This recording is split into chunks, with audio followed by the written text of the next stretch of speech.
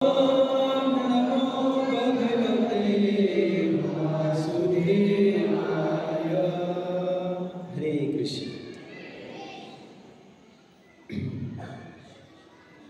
वाजायला पाहिजे होते, कारण जन्मोत्सव झाला असता. किती तास बाकी आहेत? 9 वाजले, 3 तास बाकी आहेत. 3 तास कथा केलं तर होईल की 12? नको रे बाबा, परत येणार नाही ती. हरे कृष्ण. तर स्वागत आहे आपल्या सर्वांचं. किती जणांची इच्छा आहे की आपण कृष्ण कथा ऐकायची? हात वरती का आहे? करू शकतो आपण. तर कृष्ण गीतेमध्ये अनेक ठिकाणी वर्णन करून सांगतात की मी स्वयं भगवान आहे. मी अतिशोक्तीपणा किंवा मोठेपणा वाटत नाही का? काही न वाटू शकतात. कृष्ण गीतेमध्ये स्वतःला भगवंत म्हणून घोषित करतायत. पहा, असा हा तुमचा देव. तो स्वतःला घोषित करत आहे की मी कोण आहे? पूर्ण पुरुषोत्तम आहे. मग हे चुकीचं म्हणजे एका दृष्टिकोनात पाहिलं तरी देवाने स्वतःचा परिचय स्वतःच करून द्यावा का? हो, कारण देवाचा परिचय फक्त देवच करून देऊ शकतो.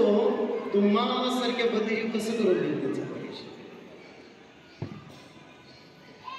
कारण भगवंताला समजणं हे आपल्यासारख्या जीवाना कदापि शक्य नाही हो. किती प्रयत्न करतोय आपण या सृष्टीबद्दल ज्ञानार्जन करण्यात, सृष्टीबद्दल, तरी देखील आपण परिपूर्ण माहिती कुठंच आपल्याला कशाबद्दल काही मिळत नाही. भगवंताचा परिचय किंवा भगवंत कोणाची जर माहिती जर आपण जीव जर सांगायला लागला तर भगवंताची व्याख्या तो करू शकत. भगवंत कालातीत, गुणातीत आणि या भौतिक ब्रह्मांडाच्या पलीकडे निवास करतात.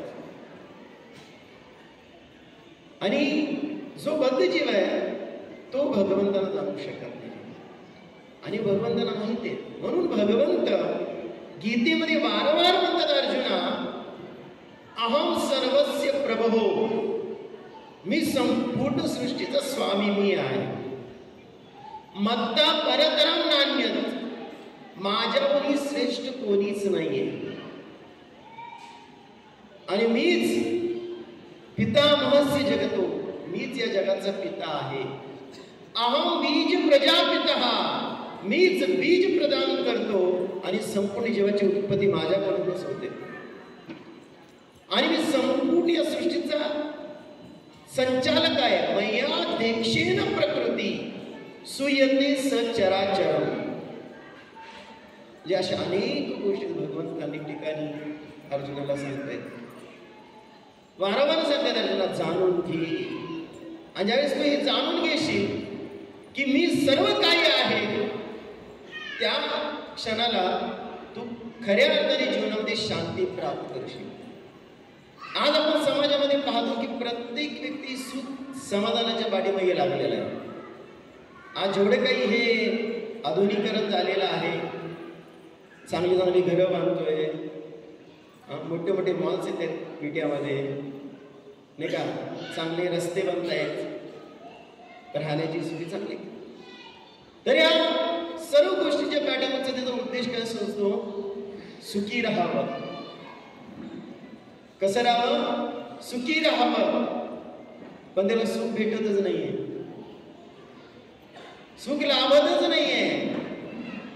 सगळं व्यक्ती सगळं फिरून फिरून येतो, अमेरिका जाऊन येतो, इकडे हे करून येतो, ते करून येतो, पण वास्तविक सुख त्याला लाभत नाहीये.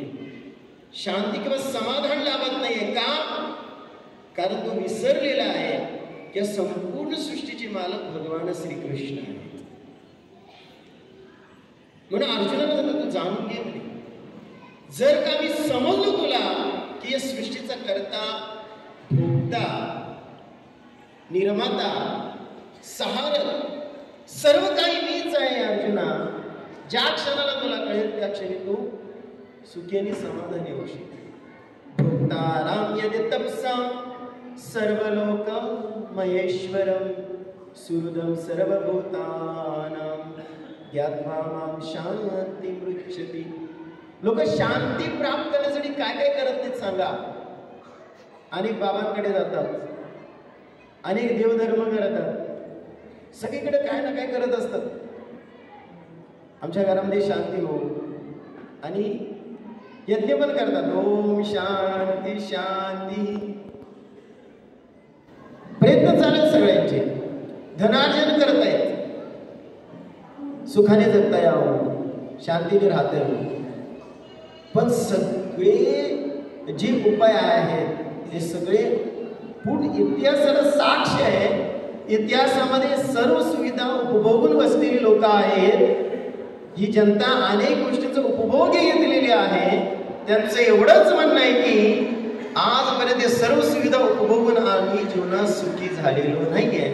मग तेच प्रयत्न जर आपण करत असलो मग आपणही त्याच कॅटेगरीमध्ये मोडतो.